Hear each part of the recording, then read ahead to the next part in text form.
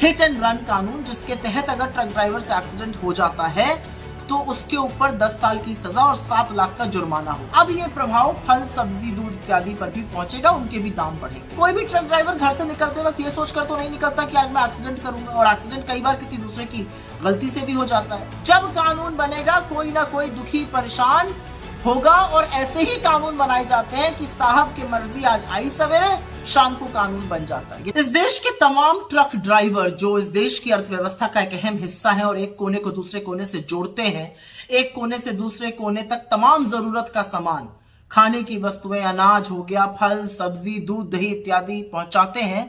आज क्षुब्ध है, नाराज है, दुखी है और परेशान थकार होकर उन्होंने हड़ताल घोषित कर दी है। मीलों लंबी लाइन लगी हुई है ट्रक की, ऑलरेडी सप्लाई डिसरप्शन की खबरें आ रही हैं, तमाम फोटो आ रही हैं जहां पर पेट्रोल पंप पे ना पेट्रोल है ना डीजल है। और अब ये प्रभाव फल, सब्जी, दूध इत्यादि पर भी पहुंचेगा, उनके भी दाम बढ़ेंगे, क्योंकि यही मेन जरिया होता है ट्रांसपोर्ट का, ट्रक। ऐसा क्यों हो रहा है? क्योंकि सरकार एक कानून लेकर आई है, हिट एंड रन कानून, जिसके तहत अगर ट्रक ड्राइवर से एक्सीडेंट हो जाता है तो उसके ऊपर 10 साल की सजा और 7 लाख का जुर्माना होगा। ज्यादातर ट्रक ड्राइवर गरीब तबके से आते हैं।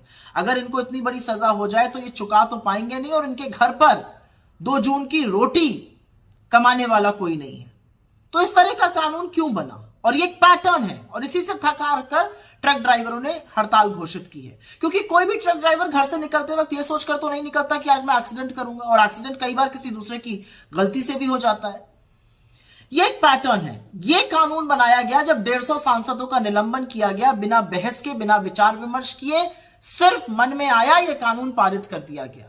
यही किया गया था नोटबंदी के साथ। शाम को 8 बजे आके कह दिया था रात को 12 बजे से नोटबंदी हो जाएगी, लोगों को अपने ही पैसा लेने के लिए लाइन में लगा दिया, अर्थव्यवस्था चौपट कर दी। जीएसटी में भी यही हुआ, गलत सलत जीएसटी लठैतों की तरह से व्यापारियों को प्रताड़ित करने के लिए लागू कर दिया गया था।